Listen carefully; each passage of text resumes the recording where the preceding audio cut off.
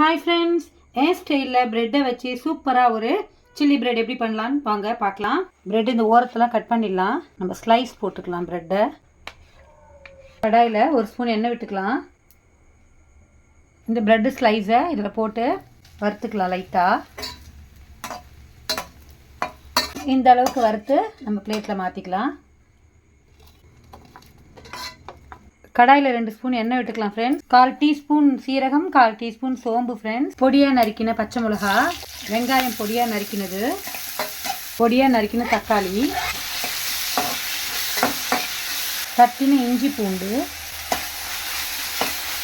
மஞ்சப்பொடி, கரம் மசாலா, காரத்துக்கு மிளகாய் பொடி, சீரகப்பொடி கொஞ்சோண்டு, கலருக்கு கொஞ்சம் காஷ்மீரி பவுடர், மசாலாவுக்கு தேவையான அளவு உப்பு.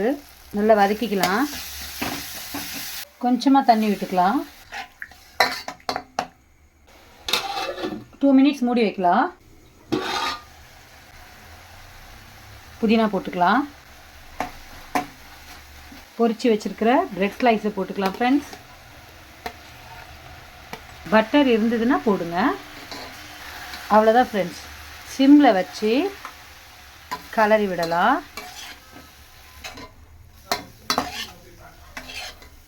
கொஞ்சம் மல்லித்தழையை தூவிக்கலாம்.